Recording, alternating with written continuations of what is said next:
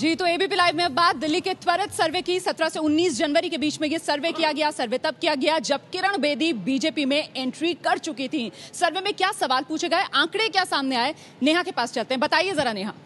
दिल्ली की सियासत में किरण बेदी की एंट्री के बाद किस तरह से बदलाव हुए, जानने के लिए हमने पूछे कुछ अहम सवाल दिल्ली की जनता से। पहला अहम सवाल हमने पूछा, किरण बेदी का बीजेपी में आना क्या सही कदम है? 33% लोगों ने कहा बीजेपी में आकर किरण बेदी ने सही किया, जबकि उससे ज्यादा 44% लोगों ने कहा कि किरण बेदी को आम आदमी पार्टी में जाना चाहिए था। 23% लोगों ने कहा पार्टी किरण बेदी के लिए मायने नहीं रखती। किरण बेदी सीएम उम्मीदवार बनी तो क्या वोट पर असर पड़ेगा? दूसरा अहम सवाल। 38% लोगों ने कहा, लेकिन एक बड़ी संख्या 62% लोगों ने कहा नहीं, कोई असर नहीं पड़ेगा। तीसरा अहम सवाल, विधानसभा चुनाव में किस पार्टी को आप वोट देंगे? 45% बीजेपी के पक्ष में, लेकिन 46% लोगों को कहना 1% ज्यादा आम आदमी पार्टी के पक्ष में, और कांग्रेस का यहां पर बुरा हाल।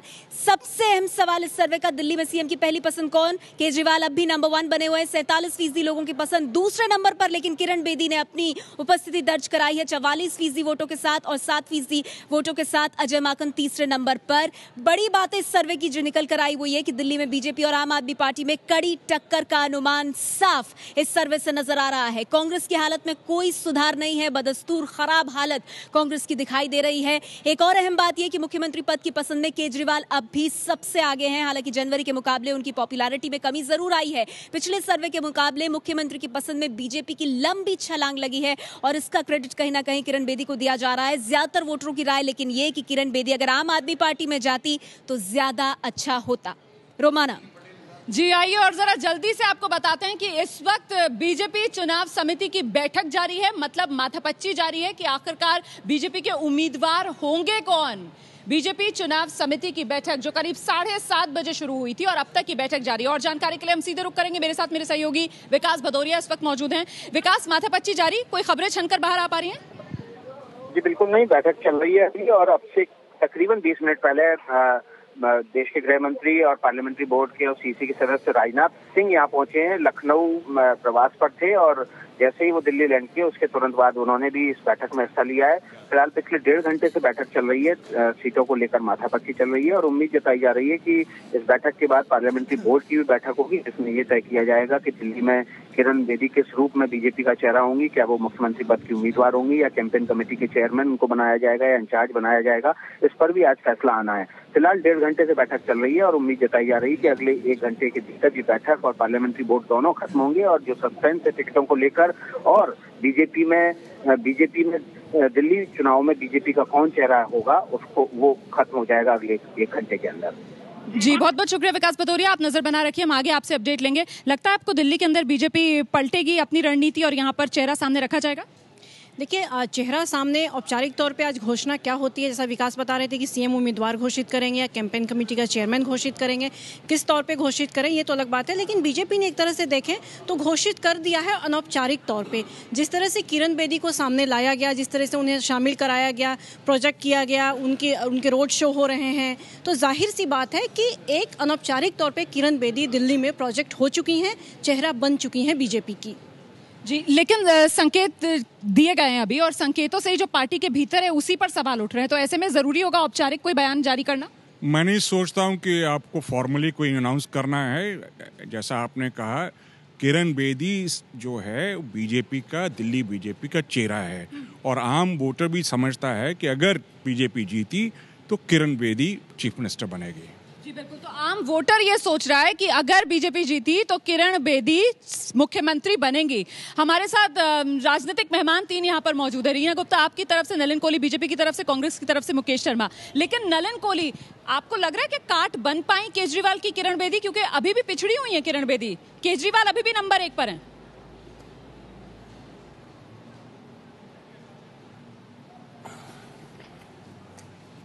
रोमाना जी, मैंने पहले सेगमेंट में कहा था कि बहुत वॉलेटिलिटी है, अब जाकर सर्वेज जो है स्थिर होने लग जाएंगे जैसे जैसे कैंपेन परसों के बाद स्थिर होगा। आपके चैनल पे आप केजरीवाल जी को 2-1 परसेंट पॉइंट से आगे दिखा रहे हैं।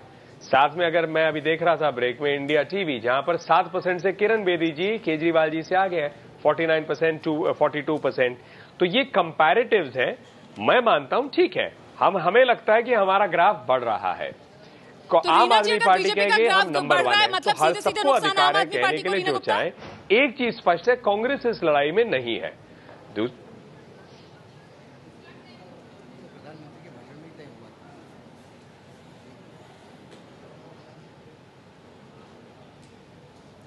जी रीना जी, आपको मेरी आवाज मिल रही है? हाँ जी रुबाना जी, मैं कुछ कहना चाहूंगी। जी जी।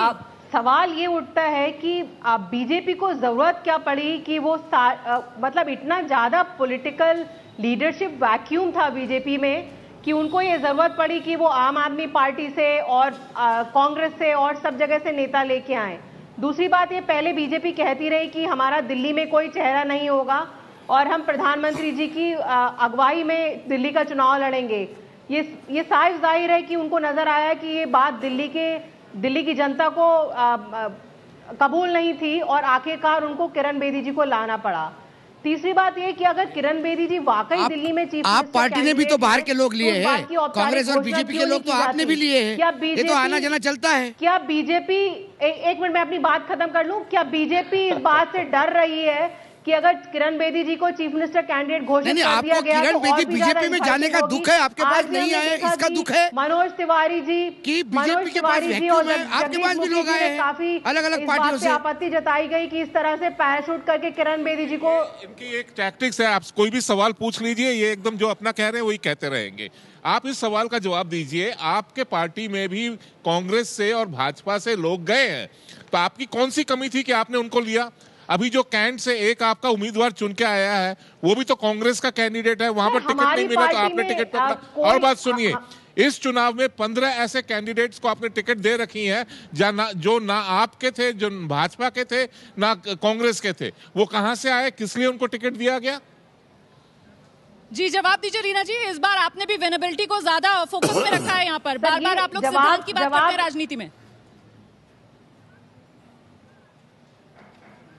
जी कुछ लोगों ने जरूर आम आदमी पार्टी ज्वाइन करी है, पर सवाल यह है कि क्या चीफ मिनिस्टर कैंडिडेट, ये बताइए कि आप सवाल बस इतना ही है, अगर आप में और पार्टी से लोग आ रहे हैं इन्होंने तो किया दूसरे पार्टी में क्यों नहीं जा सकते? एक नेता, चीफ मिनिस्टर नेता नहीं खड़े कर पाएंगे।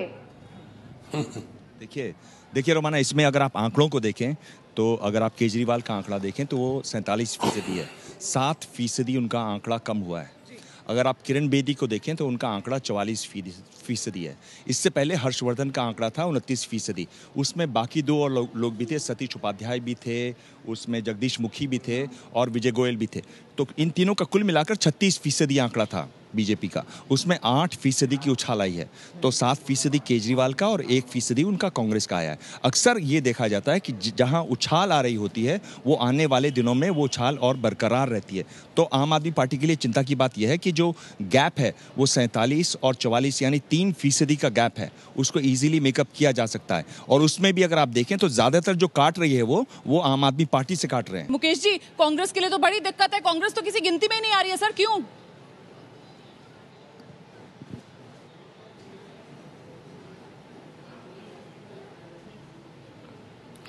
रुमाना जी, एक तो मैं आपका धन्यवाद करना चाहूंगा, शुक्र है आपने 3% से हमें 8% पे पहुंचाया है और हम चाहेंगे इसी तरीके से आप सर्वे दिखाकर बीजेपी और आप पार्टी को। जी कुछ तकनीकी खराबी आ रही है, मुकेश जी से बात नहीं कर पा रहे हैं, लेकिन यहाँ पर लग रहा है आपको कि ये त्रिकोणीय लड़ाई, ये तो सीधे आप सर्वे इस बात का करवाइए जी कि जितना बिजली का बिल हमारे समय में 2 महीने में आता था उतना बिजली का बिल अब 1 महीने में आता है, उतना बिजली का बिल अब 1 महीने में आता है। इस पर सर्वे कराइए कि दोनों ने झूठ क्यों बोला दिल्ली के लोगों को। मुकेश जी, मुझे लगता है आप जनता की नब्ज को समझ नहीं पा रहे हैं, क्योंकि हमने दिल्ली की अनऑथराइज्ड कॉलोनी में डेवलपमेंट के काम क्यों बंद पड़े हैं। तो बिजली जो है वो सिर्फ 5% लोगों ने उसे मुद्दा बनाया था। देखिए वो मुद्दे वो नहीं हैं, और दूसरा ये है कि दिल्ली की लड़ाई बहुत साफ 2 पोल की हो गई है। लेकिन दिलचस्प इस सर्वे का ये नतीजा है कि ट्रम्प कार्ड अपना बीजेपी ने किरण बेदी के रूप में चल दिया है, इसके बाद भी आप पार्टी ने लीड ले ली। अभी तक के सर्वे में आप पार्टी की लीड नहीं होती, बीजेपी की लीड होती थी, आप नंबर 2 होती थी। इस बार पहली दफे आप पार्टी ने लीड ली है। लेकिन जैसा कि दिबांग कह रहे थे कि देखिए ये शुरुआत में इतनी उछाल देखने के लिए मिल रही है और अभी तो बहुत ही शुरुआत है। किरण बेदी को आए हुए शायद हफ्ता भर भी नहीं हुआ है बीजेपी में, ऐसे में आगे तो ये उछाल बढ़ेगा ना। आंकड़ों को हर व्यक्ति अलग अलग तरीके से पढ़ता है। अक्टूबर से लेकर अभी तक इस सर्वेक्षण तक के जितने भी आंकड़े परोसे गए हैं एबीपी चैनल द्वारा, अगर मैं उनको पढ़ूं तो मुझे सबसे असाधारण बात इसमें ये लगती है कि एक पार्टी जो अक्टूबर में बहुत ही पीछे थी, आज वो न केवल बराबर आ गई है बल्कि भारतीय जनता पार्टी से बित्ता भर आगे निकल गई है। और तब जबकि भारतीय जनता पार्टी ने अपनी सारी ताकत झोंक दी है, अपने सबसे बड़ा तुरुप का पत्ता चल दिया है, तो ये अपने आप में मुझे बहुत असाधारण लगता है। लेकिन मुकेश जी, कांग्रेस ऐसा करिश्मा क्यों नहीं कर पाई जो आप कर पा रही है, बीजेपी को टक्कर दे पा रही है? कांग्रेस तो गायब होती जा रही है।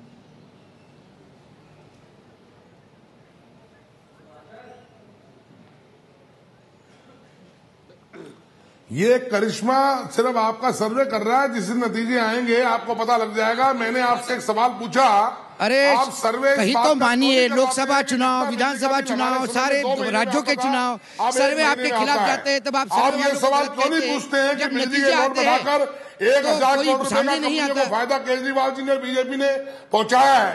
आप ये सवाल क्यों नहीं पूछते हैं? दिल्ली के लोगों से मुद्दों पर बात क्यों नहीं करते हैं? आपने क्यों नहीं किया ये सब? आपको किसने रोका था राजनीति? दिल्ली 11 साल आप और बीजेपी की साठगांठ। आप जो है सर्वे को गलत समझा के जरा एक सवाल समझाइए कि जो दिल्ली की पार्टी की एक सबसे बड़ी नेता आपकी हैं और वो आपकी पार्टी को ठोकर मार के दूसरी पार्टी में चली गई और आपको जरा भी अजीब नहीं लग रहा है? जी जवाब दीजिए मुकेश जी। मैं इसका जवाब आप शेष नारायण जी, मैं आपका बहुत सम्मान करता हूं, इसका जवाब मैं आपको देता हूं। 1977 में जो लोग छोड़कर भागे थे वो राजनीति के मानचित्र पर समाप्त हो गए थे। इंदिरा गांधी थी, लोग हैं, इंदिरा गांधी का नेतृत्व था, जो लोग फिर वापस सत्ता में आए। आपके राहुल गांधी ने तो लगातार मैं कहना चाहता हूं ये मौका है, सफाई का सफाई हो रही है और 1920 में सीआर दास और जिन्ना भी छोड़ के गए थे। यार कहाँ की बात कर रहे हो मेरे भाई? आप समकालीन इतिहास में आओ, प्राचीन इतिहास की बातें क्यों झमेके हुए हो?